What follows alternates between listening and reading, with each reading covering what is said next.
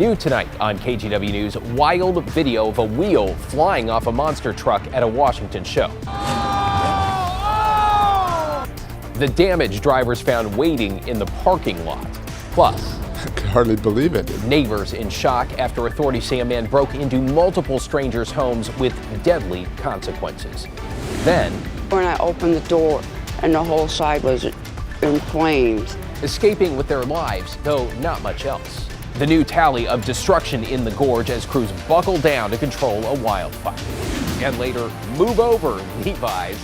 You can support yourself, you ain't got to be, and you're busy all day. Turns out one of the most in-demand jeans in Oregon is made behind prison walls.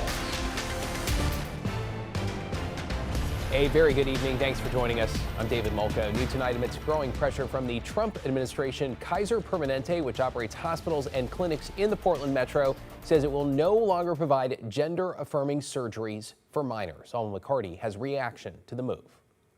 Essentially, we're taking healthcare away from folks, and that's very antithetical to what community is about. Reaction from leadership at Portland's Q Center, the oldest operating LGBTQ plus space in the city. This is just, once again, like taking away an avenue for a person to be able to live a life that's authentic in their own. Elijah Alexander and Joelle Kim, deeply discouraged by Kaiser Permanente's recent call to end a portion of its gender-affirming care. In a statement, the hospital system writing, in part, "We've made the difficult decision to pause surgical treatment for patients under the age of 19. This pause is effective August 29th. All other gender-affirming care treatment remains available." I think that it's really frustrating to see folks in these positions of power making decisions about other people's bodies. The pressure coming from the top, with the Trump administration instructing federal agencies to restrict care. Just this month, the DOJ announced it subpoenaed more than 20 doctors and clinics, with Attorney General Pam Bondi stating medical professionals and organizations that mutilated children in the service of a warped ideology will be held accountable by this Department of Justice. I can't imagine that this is the end. I think, especially if we continue to have these stricter and stricter restrictions placed upon, like, once again, this life-saving care, that the community will just continue to suffer because of it. But Oregon Senate Republican leader Daniel Bonham supports the change, saying, quote, "No child should be put on a path they can't reverse before they've had a chance to fully develop. These decisions should be guided by science, not politics." A spokesperson with Kaiser Permanente said they did not receive a subpoena from the DOJ. OHSU, another hospital system in our area that provides gender-affirming care, told me that they continue to provide the full spectrum of gender-affirming care, including surgery. David, back to you. Yeah, interesting to watch this conversation play out. Thanks, Alma. Well, in an update, the Ninth Circuit Court of Appeals has sided with a mom from Eastern Oregon who wants to adopt children out of the foster care system but refused to affirm LGBTQ plus kids. Jessica Bates sued the Oregon Department of Human Services in 2023 after she was disqualified from becoming a foster parent. That's because the certification process in Oregon requires parents to allow kids to embrace their sexual orientation or gender identity. But Bates says she could not because of her religious beliefs, calling it child abuse. Just like my biologicals, I probably will not allow them to do any permanent, any hormone injections, anything that's going to rob them of their God-given body and everything that they can't fix later. The appeals court found state policy violates Bates' First Amendment rights. The decision means Bates can resume the adoption process. New tonight, Hillsborough police are asking for help finding a missing teen. 14-year-old Taya Salinas was last seen near Northeast Cornell Road and 51st. Taya is described as 5'6" with long brown hair. She was last seen wearing a white shirt and black baggy jeans. Authorities add she is not wearing her glasses. If you have any information, call Hillsborough Police. This evening, we continue to keep a very close eye on the Berdoin wildfire that's burning in Klickitat County after Washington's governor visited crews today on the front lines. Tonight, more than 11,000 acres have burned, with containment now up to 13%. Though today we also learned Dozens of homes have been destroyed. John Adams has the update.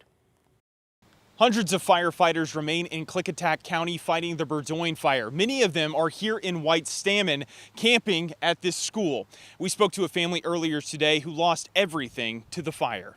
At a Red Cross shelter in White Salmon, siblings Stephen and Victoria Nelson feel lucky to be alive after fleeing the fast-moving Berdoin fire on Sunday. When I opened the door and the whole side was in flames, I didn't grab my bag or anything. I just grabbed my purse, ran up to the house to get my mama and my brother. After escaping to safety, they received a text from a neighbor revealing their home had in fact been lost. It's all gone. That's what Bubba said too. And it's hard. I'm sorry. The Nelsons' home, one of 44 structures that have burned in the Berdoin fire. At a press conference Thursday morning, Washington Governor Bob Ferguson thanked the roughly 900 fire personnel. We're just so deeply appreciative of the work that they do, the long hours they're putting in, the very difficult terrain that they're operating under. As fire crews prepare for another difficult night, the Nelsons are thankful for what they still have left. My family's alive. That's what's the most important thing to me. In White Salmon, John Adams, KGW News. Well, meanwhile, a smaller fire burning a few miles to the northeast is now 13% contained as well. What was first called the Brewer Road Fire is now the Snyder Canyon Fire. Level 3, 2, and 1 evacuations remain in place, impacting the communities of Klickitat and Wakayakas. The latest estimate has this fire holding, that's good news, at 50 acres. All right, let's bring in Chief Meteorologist Matt Zaffino now. Matt, what are you tracking right now? The winds, David, because they are maintaining their strength as we go into the nighttime hours. Often on a normal summer night, the winds will back off overnight, but look at this. Here's the Dows. You can see that tree moving around out there even in the dark. The wind is still gusting at nearly 40 miles an hour at the Dows. Sustained winds over 20 miles an hour. It's still a very warm night. So again, not what firefighters want to see. Let's check other winds in the region, and you can see they're equally as strong, or at least nearly so. West of 32 at one weather station on the east side of the Hood River Valley. They backed off a bit at Lyle, which is good. Rowena 13, so again, problematic for the firefighters overnight on the Berdoin Mountain fire there. All right, here's the wind forecast hour by hour for Lyle overnight. Sustained 20, 20, 21, even until 6 a.m. So it never really drops down to say 10 miles an hour or single digits, which is what, of course, we would all like to see. The other thing happening tonight is lightning. It's all winding down now, but we had several thunderstorms and lightning strikes across parts of Lake and Klamath counties down in Northern California, where there are already fires burning, but more lightning. There's a fire weather warning here. One of those storms prompting a flood advisory that continues for about another half an hour in parts of Klamath County right there, the southwestern part of that county. So windy overnight in the gorge, lighter winds elsewhere overnight, but tomorrow the wind will still be windy in the gorge. We'll get thunderstorms again in southern Oregon and cooler, low humidity this weekend, but we're going to have gusty winds, especially in the gorge, right through Sunday before the winds back off next week. Portland right now, we're 66 with light winds. It's a really nice night, but it is beginning to cool off, and that cooler air that's arriving will bring us clouds in the morning. They'll burn off. We'll look at the weekend and what's ahead next week in a bit, David. Yeah, it looks like a great day tomorrow. Thanks, Matt. To get you caught up on tonight's other headlines now, wrestling superstar Hulk Hogan has died at the age of 71. His manager says Hogan, whose real name is Terry Bollea, passed away surrounded by family at his home in Florida. Hogan became a pro wrestler in the 80s, rising to WWE superstardom, as was inducted into the Hall of Fame in 2005. He is survived by his ex-wife and their 2 children. In Vancouver, police now say a man who broke into multiple homes last night, killing one woman, did not know his victims. This was in a neighborhood near Northeast 22nd Street, not far from Evergreen High. Police say a homeowner ran into a neighbor's house after he said a stranger with a shotgun broke into his home and attacked him. He was injured but should be okay. Officers went searching for the suspect, then found a 77-year-old woman shot dead in her home and another man injured in a different home. I could hardly believe it. I mean, this neighborhood's pretty quiet and fairly calm and reasonably secure. It was a big surprise. Police say the suspect was later found dead inside his own home, apparently by suicide. In Portland, authorities have arrested a man they are describing as a prolific retail thief. They say 54-year-old Jeffrey Sims stole almost $3,000 worth of Nike items last night from a store at Pioneer Place Mall. Investigators say he tried to get away by car, but they caught up with him near the Broadway Bridge.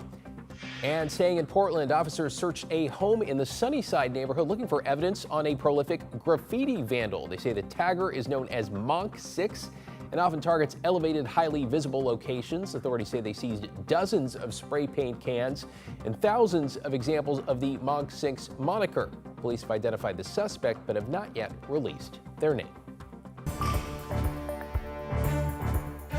Now to plans for a new overnight homeless shelter, this one in downtown Portland at the site of what was once an Episcopal church for more than 130 years.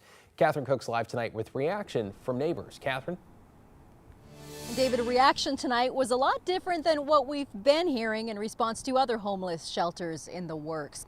All of them part of the mayor's plan to give everyone who needs one a place to sleep.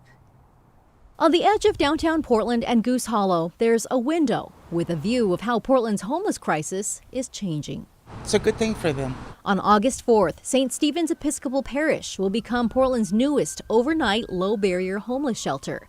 The church sold the building in January to Operation Night Watch, a nonprofit that had been providing homeless services here for years. A spokesperson for the city's shelter planning branch tells KGW they'll have room for 100 beds and welcome both men and women. I feel like it would help a lot because then they have somewhere to go instead of like sleeping, like they sleep like right here sometimes. Gabriel Mateo de Acosta lives next door.